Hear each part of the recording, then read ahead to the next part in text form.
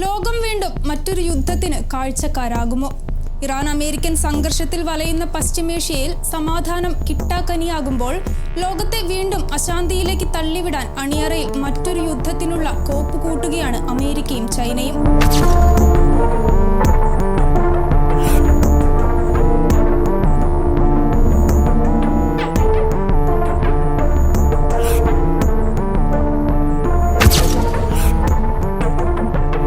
തായ്വാനെ ചൊല്ലിയുള്ള പിരിമുറുക്കങ്ങൾ കലശലാകുമ്പോൾ പോർമുഖങ്ങൾ തുറക്കാനാണ് ഇരു കൂട്ടരും ശ്രമിക്കുന്നത്. ചൈനയിൽ നിന്നും തായ്വാൻ കടലിടുക്ക് വഴി വേർതിരിക്കപ്പെട്ട ദ്വീപ് രാഷ്ട്രമായ തായ്വാൻ തങ്ങളുടേതാണെന്നാണ് ചൈന അവകാശപ്പെടുന്നത്. അത് പലതവണ തായ്വാൻ എതിർത്തപ്പോഴും തായ്വാന് പിന്തുണയുമായി അമേരിക്കയും രംഗത്തെത്തി. ജന്മശത്രുക്കളും ലോക നേതാക്കളുമായ അമേരിക്കയും ചൈനയും നേർക്കുനേർ എത്തിയപ്പോൾ ഇടയിൽപ്പെട്ട തായ്വാനും മറ്റു ലോകരാഷ്ട്രങ്ങളും മുമ്പിൽ കണ്ടത് മറ്റൊരു യുദ്ധത്തിനുള്ള സൈറണാണ്. ചൈനയെ ചൊടിപ്പിക്കാൻ കിട്ടുന്ന അവസരങ്ങളൊക്കെ തന്നെ പതിവ് പോലെ അമേരിക്ക വിനിയോഗിക്കും.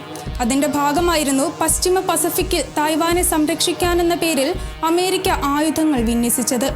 ജപ്പാനിലും ഫിലിപ്പീൻസിലും forward base Typhon mid range missile സംവിധാനങ്ങൾ, ഫസ്റ്റ് ഐലൻഡ് ചെയിനിൽ മറൈൻ യൂണിറ്റുകളെ ആന്റിഷിപ്പ് മിസൈലുകൾ കൊണ്ട് സജ്ജമാക്കൽ, സിംഗപ്പൂരിലേക്കും ഫിലിപ്പീൻസിലേക്കും അതിവേഗ പ്രതികരണ ശേഷിയുള്ള കോസ്റ്റ് ഗാർഡ് കട്ടറുകൾ തുടങ്ങിയ വിന്യസിക്കലായിരുന്നു അമേരിക്കയുടെ നടപടി. പസഫിക്കിലേക്ക് കൈകടത്തിയുള്ള ഇരു രാജ്യങ്ങളുടെയും നീക്കം സൂക്ഷ്മമായാണ് ഇന്ത്യ അടക്കമുള്ള രാജ്യങ്ങൾ വീക്ഷിക്കുന്നത്.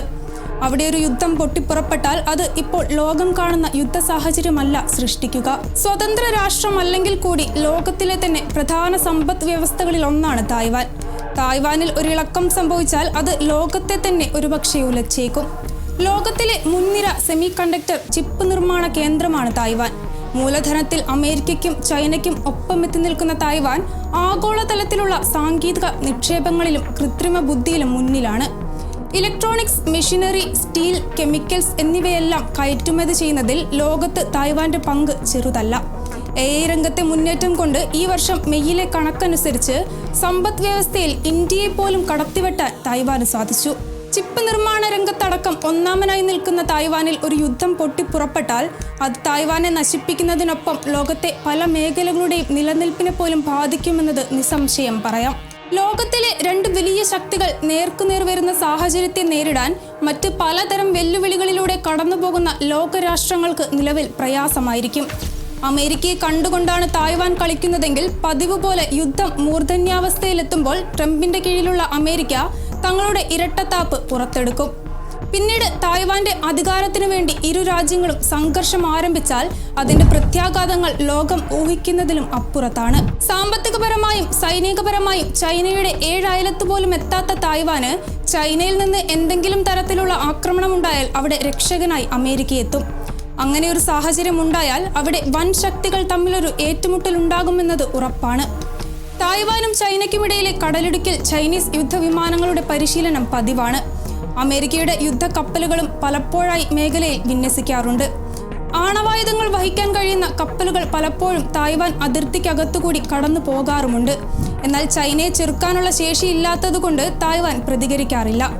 അത്തരത്തിലൊരു ആക്രമണമുണ്ടായാൽ അമേരിക്കയുടെ സഹായം സ്വീകരിക്കുകയല്ലാതെ തായ്വാന് മറ്റു മാർഗമില്ല. എന്നാൽ ചൈനയുമായി നേരിട്ടൊരു യുദ്ധത്തിന് അമേരിക്ക ഇറങ്ങി തിരിക്കാനും സാധ്യതയില്ല. നിലവിൽ പാശ്ചാത്യ മേഖലയിലെ ഇറാൻ, ഇസ്രായേൽ, യുക്രൈൻ, റഷ്യ സംഘർഷത്തിലൊക്കെ തന്നെ അമേരിക്കൻ ഇടപെടൽ ഉള്ളതുകൊണ്ട് ചൈനയെ പ്രകോപിപ്പിച്ച് മറ്റൊരു യുദ്ധം കൂടി നയിക്കാൻ ശ്രമിച്ചാൽ അത് അമേരിക്കയുടെ അഹന്തയ്ക്ക് കിട്ടുന്ന അടിയായിരിക്കും. തായ്വാനോട് അനുകൂല നിലപാട് സ്വീകരിച്ച് കളത്തിലിറങ്ങിയ ജപ്പാനും ചൈനയുടെ കണ്ണിൽ കരടായിട്ടുണ്ട്. തായ്വാനെതിരെ ചൈന സൈനിക നീക്കം നടത്തിയാൽ അത് ജപ്പാനെതിരെയുള്ള ഗുരുതര ഭീഷണിയായി കാണുമെന്നൊരു പ്രസ്താവന ജപ്പാൻ പ്രധാനമന്ത്രി സനൈ തകേച്ചി കഴിഞ്ഞ വർഷം പറഞ്ഞിരുന്നു.